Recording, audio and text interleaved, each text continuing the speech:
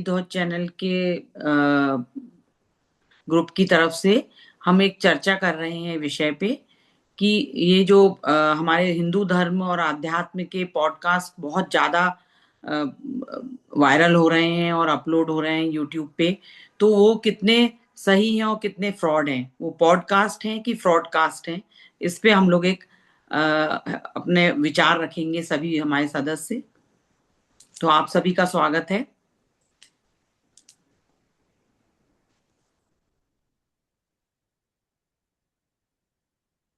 दीदी आप बताएं।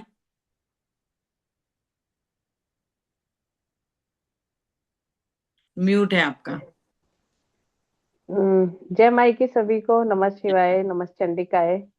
मेरे हिसाब से तो जितनी भी बातें ये दिखाई जाती हैं यूट्यूब चैनल पे, इसमें 90% बातों में कोई सत्यता नहीं होती है। अब मैं छोटा सा उदाहरण देके बताती हूँ कि जितने भी लोग कामाख्या से बाहर अपनी दुकानें खोल के बैठे हैं, वशीकरण की, मारण की, मोहन की, उच्चाटन की, तो अगर आप कामाख्या जाते हो, वहां के पंडितों से मिलते हो ना, वो बड़े सौम्य होते हैं।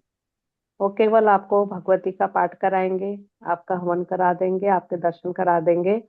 उनको यदि आप कहोगे कि हमको किसी का वशीकरण करना है या अन्य कुछ करना है, वो आपसे जान छुटा लेंगे। ठीक है ना। लेकिन बाहर उनके नाम पे दुनिया भर की दुकानें चलती हैं, जो केवल कामाख्या के नाम से यही दुकान चलाते हैं। और उसके अलावा बगलामुखी का भी बताती हूँ। आप यदि बगलामुखी मंदिर जाएंगे और वहां के अगर सच्चे साधकों से मिलेंगे, तो वो आपको एक ही चीज कहेंगे, जय माई की, माँ के नाम से जुड़ो, माँ का अनुसरण करो, माँ का केवल नाम लो, उसी से आपके सारे कार्य सिद्ध हो जाएंगे। और बाहर जितनों की भी दुकानदारी चलती है, वो इसी नाम पे चलती है कि भैया पाठ करो, उसे जो है कोर्ट केस जीत जाओगे। और ऐसे ऐसे लोग ये जो यूट्यूब चैनलों में आके बताते हैं, जिन्होंने खुद भगवती की साधना नहीं करी, वो मंत्र भी गलत देते हैं, मंत्रों का उच्चारण भी गलत रहता है, और जितने भी उसके नाम पे टीना टोटका बताते हैं, उनकी कोई सत्यता नहीं रहती। केवल और केवल व्यू के लिए करते हैं। अब मैं आपको बताती हूँ कि अगर मैं कुछ बोल रही हूँ और उसको 50,000 लोग सुन रहे हैं, और 50,000 में से अगर 5,000 ने भी उसको अप्लाई कर दिया, और बाई चांस, तुक्के पे मुक्का वाली बात है कि 10 लोगों के जीवन में भी अगर वो हो गया, तो इसमें कोई बड़ी बात नहीं है। ये बहुत बड़ा रेशियो नहीं है, ये बहुत छोटा सा रेशियो है। आपका उपाय यदि 50,000 के 50,000 लोगों में काम करता है, तब फिर उसको एथेंटिक आदमी मान सकता है। तो कहने का आशय ये है कि जो गुरु बन के बैठे हुए हैं, चाहे जो टोटके बांट रहे हैं, वो सेम टोटका धन के लिए कहेंगे। एक धन के लिए यदि कहेगा आदमी, कर्जा हो गया, तो वो कहेंगे श्री सुक्त कर लो, या कुंजिका कर लो, या विष्णु सहस्त्रनाम कर लो। मतलब एक ही के लिए वो 10 पाठ बताएंगे। उनमें खुद ही कंफर्म नहीं होता कि भाई करना क्या है, एक्चुअल में करना क्या है।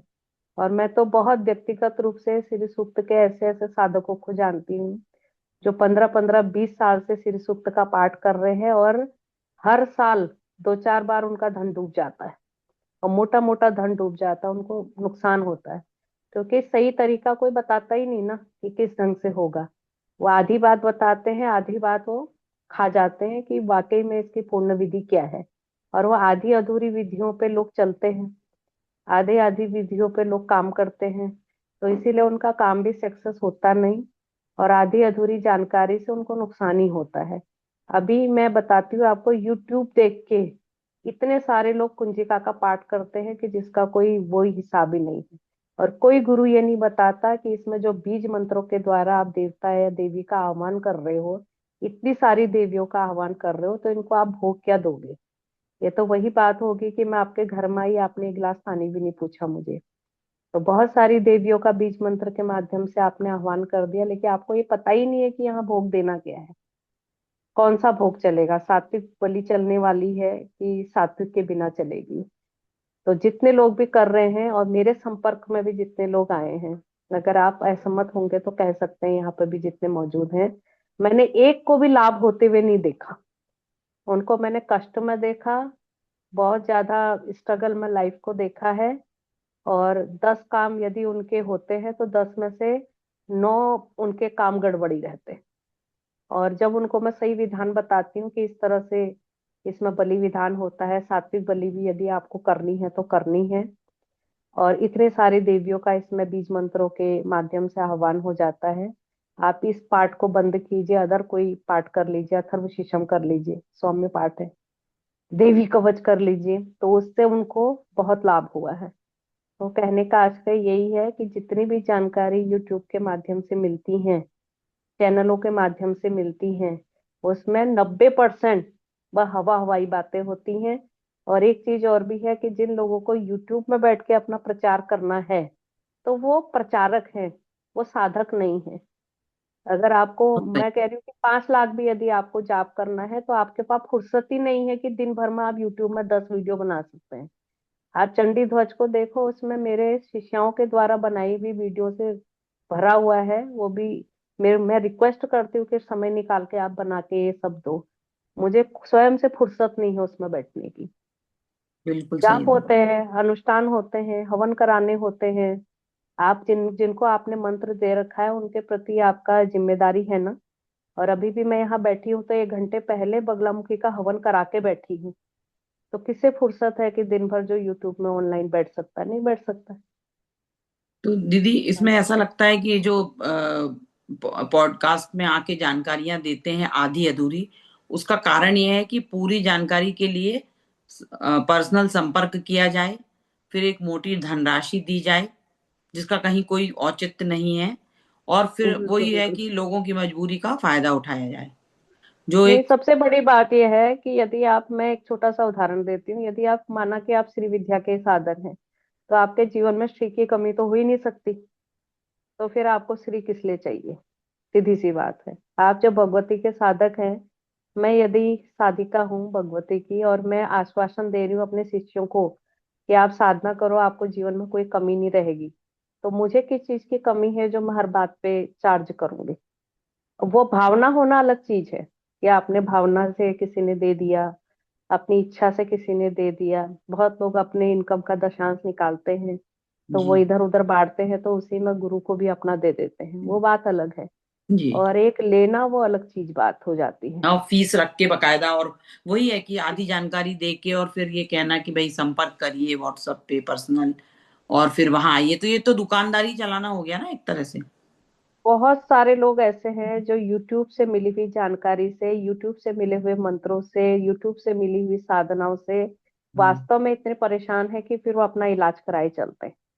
वही। उनका जो ऊर्जा का लेवल है ना, वो खराब हो जाता है। आज उनकी जो। उनकी ये साधना चल रही है, कल वो चल रही है, परसों वो चल रही है, वो कुछ ना कुछ कर ही रहे हैं। हम्म। और ये मंत्रों का संबंध सीधे सीधे ऊर्जा से होता है। तो हाँ। आपका एक शरीर है, वो कितनी ऊर्जा झेल सकता है? उसकी भी तो अपनी लिमिट है ना। फिर मंत्र चेंज होते जा रहे हैं, आज ये मंत्र है, फिर कल वो मंत्र है, परसों वो मंत्र है। तो सबका अपना अपना ऊर्जा का स्तर है। और एक ही, मैं तो कहती हूँ, एक ही महाविद्या अगर एक जीवन में व्यक्ति को सिद्ध हो जाए, या एक ही बीज मंत्र भी सिद्ध हो जाए, तो उसको अपना सौभाग्य समझना चाहिए। क्योंकि उसका मंत्र भी है, उसका यंत्र पूजन भी है, उसके यंत्र को भी डिकोड करना है, उसके हवन भी होंगे, उसके काम्य प्रयोग भी होंगे। और अगर आप एक ही महाविद्या को भी कर लेते हैं तो बहुत बड़ी बात है। 10 महाविद्या तो असंभव। जो भी लॉलीपॉप 10 महाविद्याओं का देते हैं कि आज ये महाविद्या, कल वो महाविद्या, मेरे समझ से तो एकदम नीलबट्टा सन्नाटा वाला हिसाब किताब है कि ये असंभव बात है। और फिर वही एक है कि ये महाविद्या भी सब हो जाए, बहुत बड़ी बात है। यूट्यूब आने के पहले ये सभी विद्याएं, महाविद्या गुप्त थी। केवल गुरु हम्म परंपरा से, गुरु के मुख से बताए हुए मंत्रों का को ही बोलने का, जपने का परमिशन थी एक तरह से, जो महादेव से चली आ रही है ये परंपरा। तो उसको इस तरीके से ओपनली, बिल्कुल खुलेआम जो चल रहा है आजकल मंत्रों का, बिल्कुल तो बिल्कुल। उससे तो वो एनर्जी लोगों की डिस्टर्ब ही होगी ना, यदि वो उस एनर्जी को सही तरीके से यूज नहीं करेंगे जो हम्म। उनने एनर्जी जनरेट की है मंत्रों के उच्चारण से। फिर उन मंत्रों का किसी का न्यास होता है, किसी का विनियोग होता है, सबका अपना अपना तो पूरा तरीका होता है। तो ये कुछ गूढ़ था हमारे अध्यात्म का चीज, जो एकदम ऐसे सर्वत्र, यत्र तत्र सर्वत्र बांटी जा रही है। तो वो तो सच में हम्म। एक प्रश्न चिन्ह लगाता है लोगों पे। बिल्कुल बिल्कुल। जी सब जगह वो है जो गुरु ये दावा करते हैं कि हमने गुरु के सानिध्य में सीखा, हमने इतने वर्ष साधना करी, या हम कुटिया बना के कहीं रहे और इतने इतने घंटे हमने जप किए, तो उन्होंने भी ऑनलाइन बाजार लगा दी है ना। जबकि ये जी इतने उग्र मंत्र होते हैं, इतनी इनकी फ्रिक्वेंसी है। आप अगर इनकी फ्रिक्वेंसी को आप नापो तो हर मंत्र की अलग अलग फ्रिक्वेंसी है। वही, जब तो उन्होंने आपका पूरा चीज को 10-10 20-20 साल दिए, उनको साधा हम्म, या उनकी साधना की है, उनको यदि ऐसे ही खुलेआम सामान्य जन सामान्य को, और वो भी ऐसे महिमा मंडित करके, और एक तरह से वो पूरा प्रचारित करके और देना परोसना, तो वो कहाँ तक उचित है। बिल्कुल बिल्कुल। हम्म। और यूट्यूब के तो यूट्यूब में किसी को गुरु मान के या यूट्यूब से जुड़ के कोई जानकारी लेके आदमी का सक्सेस तो 100% नहीं है। वही। क्योंकि जानकारी आधी होती है, आधी जानकारी के आधार पे वो देते आधी जानकारी इसलिए है कि आप पूरी जानकारी के लिए उनसे जुड़ो, जी जी। है ना। अगर आप बिल्कुल। उनसे जुड़ नहीं रहे, आप उनसे कुछ सीख नहीं रहे हैं, तो फिर आप उस जानकारी के आधार पे जो अपने घर पे करने बैठ जा रहे हैं, उससे जो है ऊर्जाएं वो होती विकृत होती हैं। और जी ज्यादातर लोग ये नहीं बताते कि पहले आपको अपने कुल देवी देवता उसको प्रसन्न करना है, फिर आपको महागणपति करना है, उसके बाद उनके आशीर्वाद के बाद आपको महाविद्याओं में उतरना है। भैरव जी को कर साधना है। भैरव, हाँ, ये भैरव जी को गुरु साधना, गुरु उनकी के। कृपा प्राप्त करनी है। जी जी। बिल्कुल बिल्कुल। तो इस ढंग दूसरा, से एक अभी और किसी को कुछ बोलना है तो बोल सकता है। हाँ, हमारी एक साधिका है, बगलामुखी साधिका तनु, डॉक्टर तनु। जय माई की। जय माई की। जी तनु। मेरा जनरली ये मैं देखती हूँ पॉडकास्ट में कि लोग कहते हैं हमें भागवत की प्राप्ति हो गई, हमें ये देवी सिद्ध है या फिर ये देवता सिद्ध है। मैं किसी को भी व्यक्तिगत रूप से प्रश्न नहीं उठाना चाहूंगी, मगर मैं जहां तक जितना समझ पाई हूँ या जितनी मेरी सोच है, जब किसी को भागवत की प्राप्ति होती है या किसी को भी माता के दर्शन होते हैं या प्रभु के दर्शन होते हैं, तो उसके बाद आपके मन में एक भाव पैदा हो जाता है। आपको किसी भी चीज की कोई भी इच्छा नहीं होती, ऐसी कोई कामना ही नहीं रह जाती, क्योंकि आपको तो परम पूजनीय परमात्मा के दर्शन हो गए। और आप तो इतने सौभाग्यशाली हो गए हैं कि आपको भगवान के दर्शन हो गए हैं, उसके बाद शायद ही किसी की कोई मन में इच्छा होगी। लेकिन फिर भी लोग ऑनलाइन आ करके पॉडकास्ट में या फिर ऐसे स्टेटमेंट्स देते हैं जहां पर पे आज की जो युवा है, जिनको अध्यात्म से जुड़ना है, या फिर कोई भी इंसान जो आध्यात्मिक रूप से या गुरु का चयन भी करना चाहे, तो वो भटक जाते हैं। क्योंकि उन्हें क्या लगता है कि हर किसी दूसरे आदमी को अगर भगवान के दर्शन हो रहे हैं तो हम इन्हें गुरु बना लें, जबकि गुरु का चयन ही सबसे ज्यादा अच्छे से करना चाहिए किसी को, कि उन्होंने कितने माला जपे हैं, क्योंकि मार्केट में तो वैसे ही बहुत सारे मंत्र बट रहे हैं।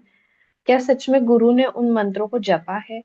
क्या सच में अगर उन्हें सिद्धि प्राप्त है तो उस चीज का ऐलान उन्हें मतलब सबके सामने करना चाहिए? क्योंकि मैं जहां तक समझ पाती हूँ, मैं जितना अभी तक मैंने देखा है, वैसे मैं इतने लंबे टाइम से साधना में तो नहीं हूँ, मगर हाँ, जितना मैं समझ पाई उससे ये समझ में जरूर आता है, सबको आता है, कि अगर आपके पास ज्ञान है तो आपको उसे प्रकाशित करने की या उसकी प्रचारिका की जरूरत नहीं है। जिसके पास ज्ञान है वो ऑटोमेटिकली बहुत शांत होता है, बहुत समझदार, सुलझल मतलब बहुत सुलझा हुआ व्यक्ति होता है। तो अपने आप लोग वहां तक पहुंच ही जाते हैं, क्योंकि 10 महाविद्याओं में यही है कि माता खुद चुनती है अपने साधक या साधिका को, तो वो रास्ता स्वयं बनाएंगी। क्योंकि जैसे कि हमारी गुरु माता ने कहा कि चमत्कार को ही नमस्कार है आज के डेट में। तो ये बात तो है कि गुरु आ ही जाएंगे आपके जीवन में जब आप पूर्ण रूप से तैयार हो जाएंगे। लेकिन लोग जब कहते हैं कि हमें सिद्धि प्राप्त है, आप हमारे पास आइए या फिर हम गुरु दीक्षा देंगे, तो वो चीज थोड़ी खटकती है कि अ, अगर आपके पास सिद्धि है या फिर आपने किसी देवी या देवता को साध रखा है, तो आप ये खुलेआम ऐसे ऐलान कर रहे हैं, तो उन चीजों को लेकर के मेरे मन में प्रश्न है कि ऐसा कैसे चल रहा है, क्योंकि किसी के पास इतना, और जिनको सिद्धि प्राप्त है फिर तो उनके पास वैसे ही समय नहीं है, क्योंकि बहुत बड़े बड़े महात्मा संत के ये वचन है कि अगर भागवत की प्राप्ति हो गई है तो इसके आगे तो एक प्रश्न भी नहीं उठना चाहिए किसी इंसान का। सही है, फिर प्रचार प्रसार की तो आवश्यकता ही नहीं होनी चाहिए। आवश्यकता ही नहीं है, आपको तो और वैसे भी ज्ञान किसी देना की है, हाँ। जरूरत। जी। सच है, सच है, बिल्कुल। इसमें मैं एक चीज और जोड़ना चाहूंगी कि जो आजकल ये चल रहा है यूट्यूब में, तो मेन उसमें क्या करते हैं, आके वो हमारी पौराणिक जो धरोहर है, हमारा जो धर्म है, उसके जी। चीजों को भी बहुत वैसे उछालते हैं और उसको यूज करते हैं अपने जी। प्रचार और अपने एक तरह से मार्केटिंग के लिए ही कहूंगी मैं तो। कि हाँ। जैसे पीएलआर करा रहे हैं, तो हमको हमारे पास एक क्लाइंट आई थी, वो कुंती की वो थी, उस वो पिछले जन्म में कुंती थी। अब माता कुंती जो श्री कृष्ण जी के साथ रही हैं, वो पहली बात तो उनको उनको मोक्ष नहीं मिला और उन्होंने जन्म ले लिया दोबारा, है ना। जी। और इस तरीके के दावे करना, तो ये कितना भ्रमित करना है लोगों को। मतलब वो लोग उनके पास जाएं और पीएलआर कराएं, फिर वो उनको जो भी हिप्नोटाइज, मैं तो इसको हिप्नोटाइज ही करना कहूंगी है ना। मैं ठीक है, पीएलआर होता है, लोग करते होंगे और होता भी है वो, लेकिन इस तरीके से हमारे ही धार्मिक कैरेक्टरों पे क्यों होता है। फिर ये तो दूसरे धर्म के भी कैरेक्टर आना चाहिए ना उसमें, वो भी तो जी हैं, उनकी बिल्कुल। भी आत्माएं होंगी, उनका तो नाम नहीं सुनते हम कभी। अगर हमें ये पता होता कि हम पिछले जन्म में क्या कर रहे हैं या फिर कौन सा भाग हमने मतलब निभाया है और क्या करके आए हैं, तो हम्म। ये कहा भी जाता है, बहुत लोग ये भी बोलते हैं, बहुत बड़े बड़े जो भी गुरु हैं जिन्होंने मतलब लोगों को दीक्षा देनी होती है, तो वो ये बताते हैं कि हम साधना प्रारब्ध से लिखवा करके आते हैं। अगर हमारे प्रारब्ध में है तो हम इस जन्म में साधक या साधिका बनते हैं। तो अगर आपको ये पता है कि हाँ चलो हम साधक हैं या हम साधना भी कर रहे हैं, पूर्व जन्म में हमने ये किया था, अगर हमने ऐसा किया था, तो आप ये ही बता दीजिए कि हमने 5 साल पहले या कुछ महीने पहले हमने क्या किया था। अगर आप पूर्व जन्म का बता रहे हैं, आप बीते हुए कल का ही बता दीजिए। फिर हमें तो छोटे मोटे जो ये यक्षिणी होती हैं, कर्ण पिशाचिनी, जो भूत वर्तमान या फिर भविष्य बताती है, हमें उन्हें भी साधने की जरूरत नहीं है। अगर हम पीएलआर से ही सारी चीजें कर लेते हैं तो ऐसे साधनाओं की आवश्यकता ही नहीं पड़ेगी जिसमें हम भूत भविष्य या वर्तमान देख पाए। बिल्कुल सही कह रही हैं आप। जी। इस बात पे मतलब मैं भी कुछ बोलना चाहूंगी। जी जी बिल्कुल। हर पॉडकास्ट जो यूट्यूब पे आ रहा है, ऐसा जरूरी नहीं कि वो हमें सारी बातें सच ही और सही तरीके से ही बता पा रहे हैं। क्योंकि पॉडकास्ट में जो व्यक्ति आ रहा है, वो अपने मंतव्य को बता रहा है, मतलब उनको जितना ज्ञान है वो हिसाब से ही वो सबको बता रहे हैं। पर जरूरी नहीं कि जो व्यक्ति आ रहा है उसको सभी तरीके का ज्ञान हो। तो वो मतलब कुछ चीजें हमें अधूरी बता रहे हैं या कुछ चीजें गलत भी बता रहे हैं, तो वो हम उनके अपने व्यक्तिगत ज्ञान के आधार पे हो रहे हैं। तो ऐसा तो जरूरी नहीं कि हर एक चीज पे आप विश्वास करना चाहिए या फिर हर एक चीज उसी से सीखना चाहिए। तो ये बात भी रखनी चाहिए हमें।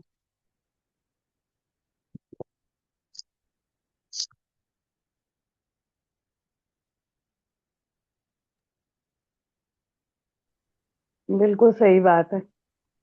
जयश्री ने जो बोला बिल्कुल सही बोला, क्योंकि जो हमको ज्ञान दे रहे हैं वो अपनी व्यक्तिगत जानकारी और अपने व्यक्तिगत ज्ञान के आधार पे दे रहे हैं। वो ज्ञान शाश्वत ज्ञान नहीं है, वो कोई ज्ञान अखंड ज्ञान नहीं है, उसका खंडन कोई भी कर सकता है और कभी भी हो सकता है। जैसे एक ही देवी का साधक है, तो वो कहीं और बात कह रहा है, दूसरी जगह कहीं और बात कह रहा है, तो आपस में ही खंडन हो जा रहा है। कहीं आपको बहुत दूर जाने की जरूरत नहीं है, आपस में ही खंडन हो जा रहा है। और बहुत सारे तो यूट्यूब चैनल वाले पैसा लेके बैठाते हैं, पेड होता है कि आप पेमेंट कीजिए उसके बाद बैठिए। तो उस हिसाब से भी फिर कैसे आदमी महत्व दे सकता है, क्योंकि जब आदमी खर्च करके जाएगा तो वो जाएगा कमाने के मकसद से कि वहां से उसको बहुत ज्यादा क्लाइंट मिल जाए, कस्टमर मिल जाए, और वहां से फिर उसका कार्य चले। तो उसकी तो सत्यता पे तो विचार होगा ही ना। और किसी को कुछ बोलना है, अपनी बात रखनी है?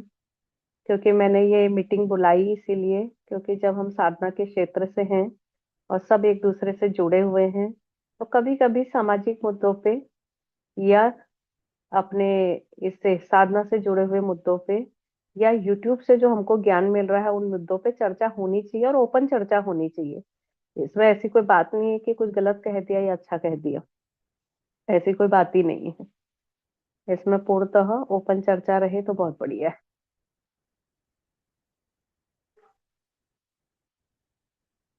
और किसी को कोई बात अपनी रखनी है तो बताओ, यूट्यूब के ज्ञान पे। आज ममता कहाँ गई? यूट्यूब का जो ज्ञान है उससे तो मुझे इतना ही समझ में आता है कि जितने भी हम्म। लोग उसमें आते हैं पॉडकास्ट में, मोस्ट ऑफ द लोग तो रटे रटाया ही ज्ञान बताते हैं, कुछ हम्म। नया नहीं बताते हैं। मतलब एक दूसरे का ही सुना हुआ, एक जैसी हम्म। बातें। और अगर हम्म। एक्सपीरियंस शेयर भी करते हैं तो मुझे जहां तक पता है कि भाई अगर आप महाविद्या की साधना में हो तो आप अपने हम्म। एक्सपीरियंसेस ऐसे पब्लिक प्लेटफॉर्म पे शेयर नहीं कर सकते। हम्म। और हम्म। सिद्धियां हैं जिनको वो अपनी सिद्धियों का ढिंडोरा थोड़ी पीटते हैं कभी भी, बिल्कुल बिल्कुल। है ना। और हम्म। ढिंडोरा यदि आप पीट रहे हो तो वो मतलब मुझे नहीं लगता कि वो सिद्धियां हैं, फिर आप कुछ और ही लेके घूम रहे हो। मेरा तो ऐसा मानना है। बिल्कुल सही बात है। क्योंकि मैं भी बहुत सारे पहले सुनती थी, फिर मुझे लगा कि विरोधाभास है, क्योंकि एक ही साधक यदि शिव का है, दूसरा साधक भी यदि शिव का है, तो उनकी ही बातों में विरोधाभास है। तो यानी कि उनका ज्ञान जो है, उनके व्यक्तिगत साधना के अनुभव है, वो शाश्वत नहीं है। क्योंकि शाश्वत तो एक ही चीज रहेगा ना, वो अखंड ही रहेगी। जैसे हम जानते हैं कि शिव का स्वरूप जो शास्त्रों में दिया है, तो वो शाश्वत है। उसको बच्चे को बोलोगे वो भी उसका विवेचन वैसे ही कर देगा, 80 साल का व्यक्ति भी उसका विवेचन वैसे ही कर देगा। तो वो शाश्वत ज्ञान है, जिसको बदला नहीं जा सकता।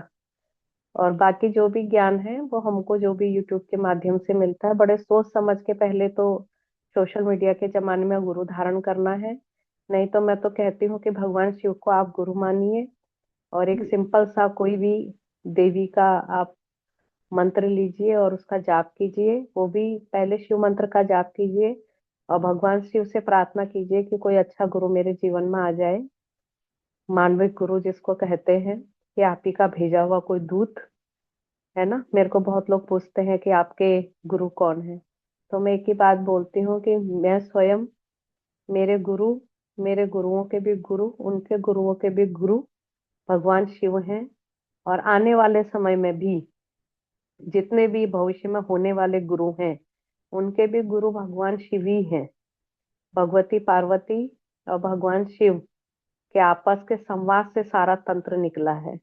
तो बीच में जितने भी मीडिएटर हैं, वो चाहे मैं ही क्यों ना हूँ, किसी की गुरु मैं भी हूँ, अगर बीच में मैं भी मीडिएटर हूँ, तो मैं ये दावा नहीं कर सकती कि मैं उनसे बड़े हो गई हूँ। बिल्कुल भी दावा नहीं कर सकती। और एक व्यक्ति के एक से अधिक गुरु हो सकते हैं, और ये जमाना तो वाकई ऐसा है कि जिसमें एक गुरु के पास में इतने शिष्यों की भीड़ है कि एक एक शिष्य को समय दे पाना मुश्किल काम है। इसीलिए आपके मंत्र देने वाले गुरु और ज्ञान देने वाले गुरु अलग अलग हो सकते हैं। दीक्षा गुरु और शिक्षा गुरु अलग अलग हो सकते हैं।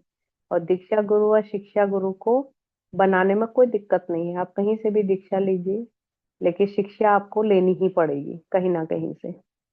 और शिक्षा यदि आप कहीं से ले रहे हैं, तो कोई जरूरी नहीं वहां से आपको दोबारा दीक्षा लेने की जरूरत हो। अब ममता बताइए। अगर अगर दीदी आप किसी मंत्र की दोबारा दीक्षा ले रहे हो, किसी भी चीज की, तो इसका मतलब तो यही हुआ कि पहले वाले गुरु ने जब आपको दीक्षा दी थी, आपको उस पर विश्वास ही नहीं है, तभी तो आप दोबारा वो ले रहे हो। बिल्कुल बिल्कुल। मंत्र दीक्षा की अगर देखो बात बार आवश्यकता नहीं होती। एक बार गुरु ने जो मंत्र आपको दे दिया है वो मंत्र काफी है आपके लिए। और आपको केवल और केवल गाइडेंस की जरूरत होती है। और जब आपके गुरु बहुत व्यस्त होते हैं, वो आपको गाइड नहीं कर पाते छोटी छोटी बातों पे भी, और आपको संतुष्टि नहीं होती है कि आंसर मुझे अच्छा नहीं मिला, तो आप अन्य के पास में जाके शिक्षा ले सकते हैं, उसमें कोई दिक्कत नहीं है। आपकी जी किताबें भी आपके गुरु ही है जहाँ से आपको शिक्षा मिलती है। चलता फिरता व्यक्ति भी आपका गुरु ही है जहाँ से आपको शिक्षा मिल रही है। अगर आप नजदीक के भी मंदिर में जा रहे हैं, वहां भी यदि आपको विधि विधान मिल जा रहा है कि इस ढंग से आप साधना कीजिए, इस ढंग से आपको शिव जी का अभिषेक करना है, तो वो भी आपका शिक्षा गुरु है। जी जी, आपकी बात हाँ। से मैं पूरी तरह सहमत हूँ दीदी। जैसे दीक्षा गुरु और शिक्षा गुरु आप हो सकते हैं, और ये बात पूरी तरह इस से समय पे, सहमत हूँ। हाँ, और इस समय पे होंगे ही होंगे। क्योंकि इस टाइम पे सोशल मीडिया का जमाना है। अगर मैं अपनी बात कहती हूँ कि मेरे पास यदि 100 शिष्य हैं, तो मैं कितना समय किसी को दे सकती हूँ, कितने बार मैं किसी को समझा सकती हूँ कि ये आप ऐसे साधना करो, ये ऐसे करनी है। हो सकता है मैं मेरे को व्यस्त देखते वो कहीं और से परामर्श ले ले, है ना। तो दीक्षा कहीं से भी हो सकती है, और शिक्षा गुरु कितने भी हमारे हो सकते हैं। और कभी और हमारा जीवन शिक्षा से ही बदलता है। दीक्षा तो ऑनलाइन भी अवेलेबल है, ऑफलाइन भी अवेलेबल है। अब तो जो कुंडलियां देखते हैं वो भी मंत्र बांट देते हैं कि इस मंत्र का जाप करो, ऐसे जाप करो। तो मंत्र नहीं, मंत्र के विधि विधान से हमको लेना देना है। हमको यही पता नहीं है कि जिस मंत्र का हम जाप कर रहे हैं उसके ऋषि कौन है। हमको यही पता नहीं कि उसका विनियोग कैसे होगा। हमें यही पता नहीं कि हम हवन कैसे इसका पूर्ण करेंगे। जाप तो कर लिया। तो उसके लिए यदि गुरु उपलब्ध नहीं है, तो वो शिक्षा हम कहीं से भी ले सकते हैं। जी दीदी। तो ये आज के हमारे चर्चा से जो एक सार निकला है वो यही समझ आया कि यूट्यूब या ये जो इंटरनेट का जमाना है वो साधकों के लिए और हमारे हिंदू धर्म के लिए अच्छा है, ज्ञान लेने के लिए। लेकिन जो गूढ़ ज्ञान है या जो तंत्र का ज्ञान है, जो मंत्रों का ज्ञान है, वो अपने गुरु के द्वारा ही लेना चाहिए। उसके लिए सबसे पहले एक अच्छे गुरु होना जरूरी है जिनसे आप सतत संपर्क में रह सकें। गुरु ऐसे भी नहीं होना चाहिए कि आपने एक बार उनसे दीक्षा ले ली और उसके बाद आपका कभी भी उनसे संपर्क नहीं हो पा रहा है। आप अपनी कोई भी क्वेरीज उनसे क्लियर नहीं कर पा रहे हैं। आपको साधना में आने वाली कोई भी यदि रुकावटें हैं या कुछ आपकी एनर्जीज में चेंज आ रहा है या आपको जो भी अच्छा या बुरा आपके साथ घटित हो रहा है उसके बारे में आप अपने गुरु से यदि संपर्क करके उनसे विचार नहीं कर पा रहे हो, विमर्श या उनसे मार्गदर्शन नहीं ले पा रहे हो, तो ये आपके लिए एक बहुत कठिनाई का विषय हो सकता है। इस पे लोगों को विचार करना चाहिए। जिस तरीके से इंटरनेट पे बाढ़ आई हुई है पॉडकास्ट की और आध्यात्मिकता की और मंत्रों की, तो वो ठीक है, एक जानकारी के लिए तो अच्छा है, लेकिन साधना पथ पे यदि आप हैं और यदि साधना के रूप में यदि आप उन मंत्रों को करना चाहते हैं, उन स्त्रोतों को, उन पाठों को करना चाहते हैं, तो आपको प्रॉपर किसी अपने गुरु से उसकी आज्ञा लेके उसका विधि विधान प्राप्त करके फिर ही उसका पठन पाठन या जो भी है मंत्र जाप करना चाहिए। ठीक, मैं जितना समझ पाई हूँ दीदी। बिल्कुल बिल्कुल सही बात जी है। मतलब जो भी ज्ञान आपको यूट्यूब के माध्यम से मिल रहा है, सोशल मीडिया के माध्यम से मिल रहा है, वो एक सीरियस साधक के लिए नहीं। जी। और जो एक चीज जिसको और मैं वाकई ऐड करना जिज्ञासा है। चाहूंगी। जी जी। हम्म। कि यूट्यूब के माध्यम से या इन पॉडकास्टों के माध्यम से जो लोग अफेक्शनेट होके, जो एक आकर्षित होके कि ठीक है बहुत सुन के अच्छा लगता है, क्योंकि और वो ऐसे बड़े बड़े लुभावने वादे भी करते हैं, बहुत चीजें भी बताते हैं कि ये हो गया, हो जाएगा, करोड़पति हो जाओगे, सोना बरस जाएगा, फलाना हो जाएगा, जिस तरीके से वो यूज करते हैं थंबनेल में अपने वो लिखते हैं उसके उद्गार। तो उससे लोग दौड़ते तो हैं उस तरफ, पर उनकी मतलब कंसिस्टेंसी कितनी है, वो उस साधना पे यदि लगातार रह पा रहे हैं, वो वाकई में यदि उनके पास समय है और वो साधना के लिए तैयार हैं, उसके लिए उतना समय दे सकते हैं, तब ही उनको उस रास्ते पे आगे बढ़ना चाहिए। ये कोई मजाक का या केवल शौक का या लोगों को दोस्तों में या अपने आसपास दिखाने का विषय नहीं है कि मैं फलाना साधना कर रहा हूँ, मैं फलाना मंत्र कर रहा हूँ। ये शान मारने के लिए जो लोगों में आजकल चीजें हो गई हैं कि केवल कुछ समय के लिए आध्यात्मिकता जागृत होती है, फिर वो अपनी रूटीन में आ जाते हैं या अपनी दैनिक उसमें या जिसमें भी आके बिजी हो जाते हैं या हट जाते हैं या उनका अभी समय नहीं आया है साधना का, तो वो उससे दूर हो जाते हैं। तो वो चीज उनके लिए एक मतलब बैकफायर करती है कि आपने कुछ करा, मंत्र जाप किया, एनर्जी डेवलप करी, फिर छोड़ दिया बीच में। उसके ना आपने हवन किए, ना तर्पण किया, ना आपने गुरु से पूरा ज्ञान सीखा। और कुछ दिन साधना करके फिर आप दूसरे अपने सांसारिक गतिविधि में लग गए। तो साधना में यदि आपको आना है तो फिर वो जीवन भर का काम है। उसके लिए गुरु चाहिए और आपको अपने जीवन भर की तपस्या चाहिए। यदि आप उसके लिए मेंटली प्रिपेयर हैं तब आप आइए उस मार्ग पे। जिस तरीके से तंत्र का, मंत्र का और पाठों का और स्तोत्रों का और वो भंडार लगा हुआ है, बिल्कुल खुला बाजार चल रहा है, उसको बहुत उसमें उसके पठन पाठन में बहुत सावधानी की जरूरत है।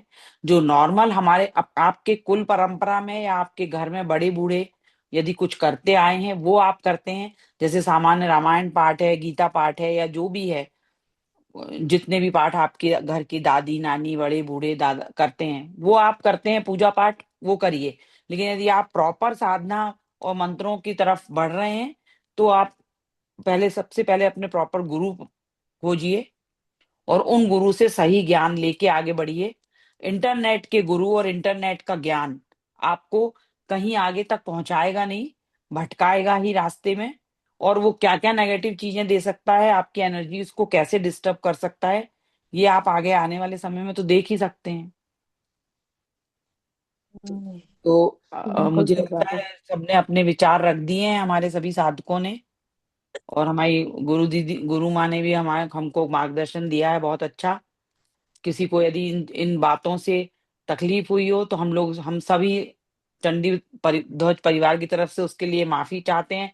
लेकिन हम लोगों को जो चीज समझ में आई, जो आजकल चल रहा है कि हमें एक इस पे चर्चा करके और ये चर्चा उठानी चाहिए, तो हमने इसलिए इस चर्चा को रखा है। आप लोग अपने कमेंट के द्वारा बता सकते हैं कि ये कितनी सही है और कितना गलत है।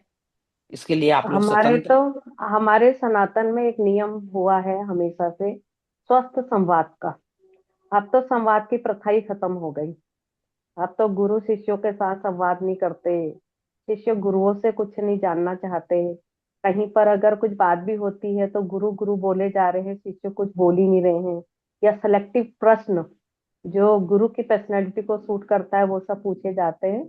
जबकि हमारे समाज में स्वस्थ संवाद होते आए हैं कि क्या होना चाहिए, क्या नहीं होना चाहिए, क्या चीज सही है, क्या चीज गलत है, क्या करने से हमको क्या प्राप्त होगा और क्या करने से हमको नुकसान हो सकता है। जी। तो ये स्वस्थ संवाद का खत्म ही हो गया। जी। अब नहीं होते, इस तरह के संवाद नहीं होते। और अब पहले आप दीदी जो इस समझने तरह की में। साधनाएं थी उसमें जी। आश्रम में रह के गुरु के साथ रह के कितने सालों साल रह के फिर उनको इस तरीके की महाविद्याओं की साधनाएं दी जाती थी। उनका पूरा आचार व्यवहार समझाया जाता था, तब वो उसको सिद्ध करते थे शिष्य। बहुत सोच समझ के दी जाती थी। एक हाँ। महाविद्या भी यदि दे जाती थी तो गुरु कम से कम 5-5 6-6 साल उसको समझता था, शिष्य को, उससे अपना वो सेवा लेता था और उसके बारे में जानता था। फिर उसके ऊर्जा को चेक करता था कि वाकई ये कर सकता है कि नहीं कर सकता, तब उन्हें महाविद्याओं की साधना में उतारता था। अब तो जी। ये है कि साल में यदि किसी भी के भी 4 तरह के शिविर लग रहे हैं या 4 तरह अपने आश्रमों में बुला के कर रहे हैं तो 4 महाविद्याएं करा दे रहे हैं। मतलब जी। महाविद्याएं मजाक हो गई हैं इस टाइम पे। जी। जी। और उससे अगर साधक को कोई कष्ट होता है तो फिर कोई उसकी सुनने वाला अवेलेबल है ही नहीं जो उसकी सुनेगा। जी। क्योंकि वही जो वही। लोग और ऑपरेट करते भी हैं पूरे चैनल को, उनकी खुद की साधनाएं कुछ भी नहीं है। अगर वही। कोई व्यक्ति ये कह दे कि पाँव में मोजे डाल के आप चल फिर के महाविद्याओं का मंत्र जप सकते हो, तो इससे बड़ी मूर्खता तो और कुछ भी नहीं। जी। महाविद्याओं को पॉडकास्ट मजाक में बना दिया। मुझे मुझे ऐसा लगता है पॉडकास्ट में कुछ नहीं, जो लोगों के दुख है ना, दुख को दूर करने के लिए एक शॉर्टकट देते हैं ये लोग। शॉर्टकट वाला चूरन देते हैं कि महाविद्याओं की साधना करो और अपना दुख दूर करो। अरे साधना है, कोई दुख दूर करने का चूरन थोड़ी ना कि दे दिया किसी को भी बांट दिया। जी मुझे तो नहीं लगता ये सही है। बिल्कुल बिल्कुल सही बात है। अगर जिसने पहले से ही थोड़ी पूजा की हो, भक्ति की हो, जिनके अंदर भाव हो, उनको वो साधनाएं मिले ये तो वो ठीक है। महाविद्याएं, ये महाविद्या शिव जी ने पार्वती जी को सबसे पहले सिखाई थी, और वो हम्म। भी उनकी कितने हजारों साल की तपस्या के बाद। अरे 10 महाविद्याओं को वो प्रकट माँ करने ने में जन्म लेना पड़ा, स्वयं शक्ति को। तो शक्ति लोग ये को, क्यों नहीं समझते हैं कि मतलब हम इंसान होके कैसे इस चीज को एक ही जन्म में 10 महाविद्याओं को हम लोग सिद्ध कर लेंगे, या और फिर फिर वो एक दावा करते हैं कि हमने काली को सिद्ध कर रखा है, हमने बगलामुखी को सिद्ध कर रखा है, हमने हमारे फलाना को सिद्ध है। क्या है हाँ ये? हाँ, ये वो बहुत गलत काली बात है और भाई, भ्रामक माँ प्रचार मत काली, करो आप। हाँ माँ काली और माँ बगलामुखी तो ऐसा लग रहा है जैसे ऐसे ही चूरन की पोटली है, और दे दिया सबको, और सबके वही। सामने आ गई तो वो। वो हमारे श्रद्धालुओं के साथ, हमारे सनातन के साथ, हमारी आध्यात्मिकता के साथ ये एक तरह से मजाक चल रहा है ना। ये हम्म। घातक है ये इस तरीके से इनको बांटा जाना खुलेआम, बिना किसी मतलब एक नॉर्मल सी हम मेडिसिन भी देते हैं बुखार की या किसी भी चीज की, तो उसमें भी प्रिकॉशन लिखा होता है, उसके साइड इफेक्ट लिखे होते हैं, उसका डोज निश्चित होता है कि आपको इतनी बार लेना है, इतने एमजी की लेना है। उसका भी ये निश्चित होता है कि बच्चा इतने एमजी की टेबलेट लेगा, जवान इतने एमजी की लेगा। उसमें भी वेट होता है कि इतने वेट वाला इतना एमजी की टेबलेट ले सकता है, इतने वेट वाला इतनी एमजी की ले सकता है। तो सेम ऐसे ही तो हमारी ये इसमें है, अध्यात्म में भी है कि आप उस व्यक्ति का कितना उसकी प्रारब्ध है, कितना वो पिछले जन्मों से अपना लेके आया है, उसका क्या, वो सब गुरु डिसाइड करेंगे ना। आप ऑनलाइन मंत्र दे के कैसे डिसाइड कर सकते हो कि वो सामने वाला उस मंत्र के लायक है या नहीं? ये चीज है। और फिर हाँ आप सही बात। अवेलेबल भी नहीं होगे यदि उसको कुछ हुआ, उसके परिवार में कुछ हुआ, उसका साइड इफेक्ट, या उसके खुद के मानसिक स्तर पे उसको कुछ प्रॉब्लम आई, एनर्जी लेवल पे आई, तो गुरु फिर उपलब्ध भी नहीं है जिनसे वो अपना प्रॉब्लम बता सकें और उसका समाधान ले सकें।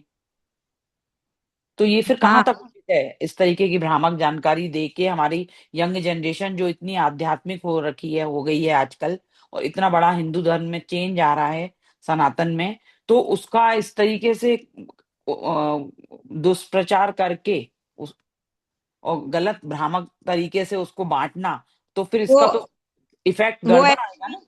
एक्चुअली यहाँ पे क्या हो रहा है, पॉडकास्ट के जरिए लोग अध्यात्म को बढ़ाने की जगह हम्म। अध्यात्म के नाम पे लोगों के हाथ में ना शॉर्टकट रख रहे हैं। और लूट भी रहे हैं। फिर हमारे हाँ, पास आओ, इतने पैसे दो तो हम ये सिखाएंगे, हमसे पीएलआर कराओ, हमसे दीक्षा लो, हमसे मंत्र लो, और हमारा ये फोन नंबर है, नीचे फोन करो तो 50,000 कुंडली देखने के लगते हैं, 25,000 मिलने के लगते हैं, 15,000 फोन पे बात करने के लगेंगे।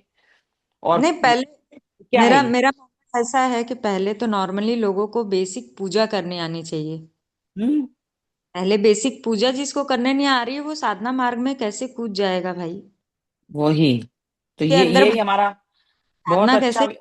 दीदी आज का बहुत अच्छा हमारा डिस्कशन चर्चा रहा। हम लोगों को तो इससे बहुत ज्ञान प्राप्त हुआ। आई थिंक जितने भी हमारे परिवार के सदस्य जुड़े हैं सभी ने लिया होगा, और भी जो लोग सुनेंगे दर्शक, वो उनको क्या समझ में आता है और वो अपने विचार प्रस्तुत करेंगे। हम इसको जल्दी अपलोड कर देंगे।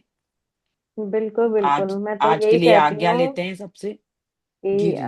आदमी को, किसी भी व्यक्ति को सोच समझ के साधना मार्ग में आना है। अगर कोई अपने जीवन में पर डे का घंटा 2 घंटा साधना को नहीं दे सकता, और 1 घंटा आसन में अगर जम के नहीं बैठ सकता, तो वो साधना के लिए नहीं है। फिर वो नाम जप करे, फिर वो नाम जप करे, नाम जी जप करे, उससे भी सब हो जाएगा।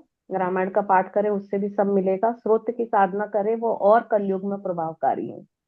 फिर जी वो 10 महाविद्याओं के लिए या प्रचंड साधनाओं के लिए नहीं है। और प्रचंड जी साधनाओं के लिए आपको डिसिप्लिन तो होना ही पड़ेगा, और अरे आपको उसका ज्ञान होना, डिसिप्लिन होना ये जरूरी है। और गुरु के सानिध्य में जाना जरूरी है, उसके संपर्क में रहना जरूरी है। जी और दीदी। अगर दिन भर में कोई जानता है गुरु कि मेरे इतने शिष्य या मेरी इतनी शिष्याएं महाविद्याओं की साधना कर रहे हैं, और अगर गुरु हफ्ते भर तक भी गायब है, कि 2 4 फोन उठा के उनकी समस्याओं का समाधान नहीं कर रहा है, फिर वो रिस्की हो सकता है। जी दीदी। क्योंकि कब किसको क्या अनुभव हो रहे हैं, कब किसको क्या बात आपसे पूछनी है, आप अवेलेबल ही नहीं हो तो व्यक्ति कैसे पूछेगा। जी जी भीड़ दीदी। इकट्ठी करना अलग चीज होती है ना। तो हम अपना आज का आज की आज चर्चा का को हम विराम देते हैं। जी दीदी। बिल्कुल बिल्कुल आज की चर्चा को विराम देते हैं, और ऐसे ही स्वस्थ संवाद संवाद अपने जो है शिष्यों के लिए आपस में हम लोगों के होते रहेंगे, जिससे व्यक्ति के ज्ञान के चक्षु खुलेंगे कि जी क्या दीदी। करना है और क्या नहीं करना है।